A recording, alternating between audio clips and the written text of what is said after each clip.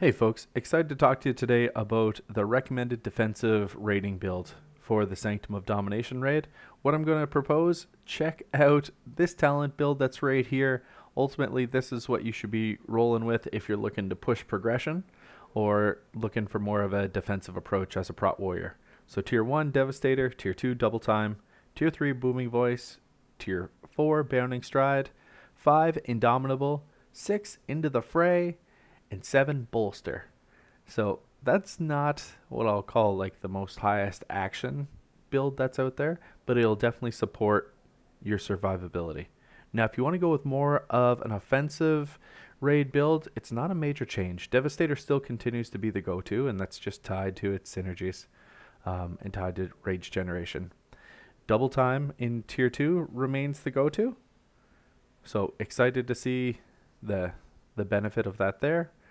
Tier 3, you can go with one of two approaches. Booming Voice is what I typically stick with, although Best Serve Cold can make a bit of a difference here if you're actually looking to increase your DPS and you don't think you'll need the additional rage and damage increase. That comes from Booming Voice. Bounding Stride again is the go-to for tier 4. Tier 5, Indomitable. None of the other talents on that row compete with Indomitable. Tier 6, you get a little bit more competition now, so you could incorporate Ravager, and that basically drops your whirling weapon at the target location. It can help, especially if you have to be away from a boss from a particular period of time. If you are going with this, I recommend check out or go look up some Ravager macros that are out there. And then finally, with tier 7, you want to go with anger management. So for me, if I'm going with more of an offensive build, it's going to look like this. I usually keep Into the Fray, and ultimately it just comes down to Booming Voice or Best Serve Cold. Just for me to keep my rotation simple, I usually keep Best Serve Cold additionally. Now, when you look at covenants, all of them are credible, I'll put it that way. Necrolord definitely kind of pulled ahead with 9.05 with kind of the buffs that came to the Conqueror's banner change, but they all have some credibility. Kyrian, the Spear of Bastion really helps in AoE or Mythic Plus. It's okay in terms of raid progression, but you're probably not going to prioritize it. Basically, getting the fail as well makes a huge difference. Necrolord, again, Fleshcraft, that's pretty solid. Basically, having an additional shield doesn't hurt us ever. Alternatively, going with the Conqueror's Banner just gives you that huge buff, not only to your speed, but to mastery for you and your two closest allies. So that could be the tank you're paired up with, and there's all kinds of useful mobility in that perspective. Venthyr isn't as attractive if you're just going to solely push progression with your prot warrior, and specifically why Door of Shadows doesn't give us any ability here with Bounding Stride. So then it kind of comes back to what else would y'all consider? Would you consider Menace? No way, not in raids. Crackling Thunder? Maybe, but ultimately as the tank you're usually pretty close to the boss and to their hitbox wherever you're set up. Venthyr is attractive, and the reason I go with it is because I'm just still locked in with Condemn. It's my favorite. It feels a little bit clunky. It doesn't fit our rotation perfectly, but man, oh man, it just makes a ton of fun. Doesn't matter if I'm playing Prot, Arms, Fury, Condemn is the absolute go-to.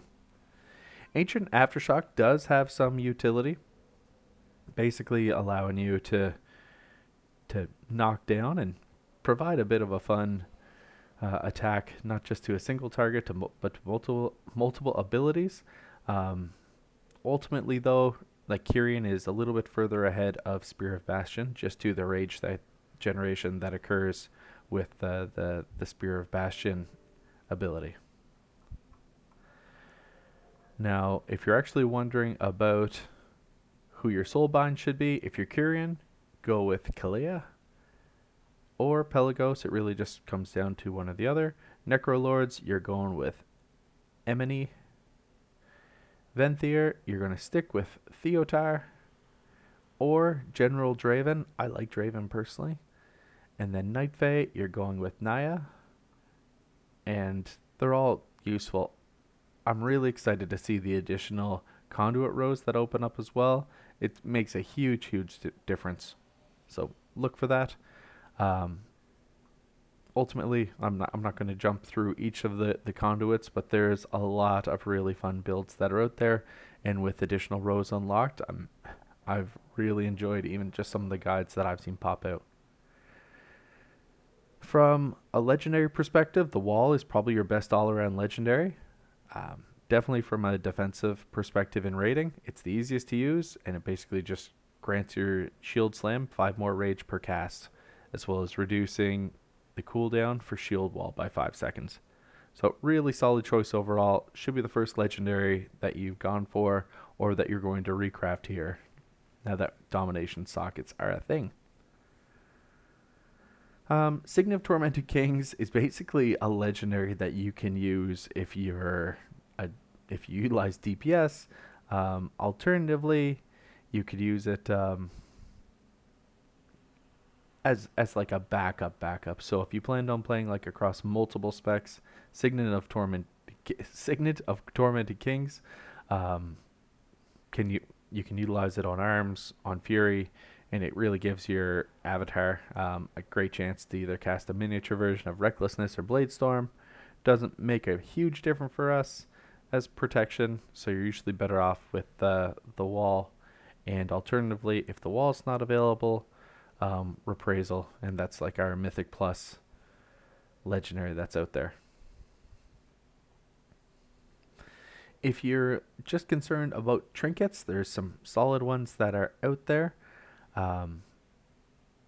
Really, like some of the best ones, you want to look for like the blood splattered scale, and that basically pumps a bunch of shadow damage between all of the enemies that you're attacking, and it just evenly splits it out.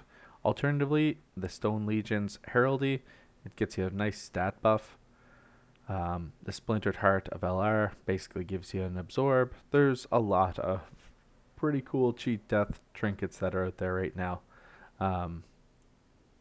Weave of Warped Fates, additionally, that's a cheat death one. If you're killed by more than, like I'll say, like 80% of your health, basically you're able to use the Weave of Wrapped Fates to unwind your fate, returning yourself to life. So it's a cheat death ability. Really hard to beat. In terms of Sanctum of Domination, again, what we're looking at, you're going with Devastator, you're going to go with Double Time, Booming Voice, Bounding Stride, Indomitable, Into the Fray, and then Bolster. Definitely keep Bolster locked up. It makes a credible difference. From a legendary perspective, yeah, Reprisal remains one of your go-tos here. Basically, Charge and Intervene, granting you shield block for 4 seconds, does make a decent amount of difference here. So again, Reprisal and the Wall are what you'll see as the credible legendaries that you'll see most warriors pushing progression going with. And then finally, from a stat perspective, where you want to really prioritize Haste, Verse, and then Mass, and finally Crit. So Haste is our go-to, followed by Verse, and that's really just helping keeping us alive. So speed up the rotation, reduce damage that we take, Mastery, and Critical Strike. So keep that locked up. Ultimately, if you're trying to balance between your Prot Warrior and min-maxing with your DPS, you'll have a little bit of a hard time with different builds, but overall this should be a pretty fun approach. I think that in the Sanctum of Domination, Prot's going to be in a pretty good spot overall. Like, we do have a few beneficial abilities. I'm interested to see really how this stacks up against some of the bigger classes out there like Bear and Monk that are really healthy at the moment. But thanks for checking out the raid, folks. I'll let you get back to it, and I'll talk to you soon. See ya.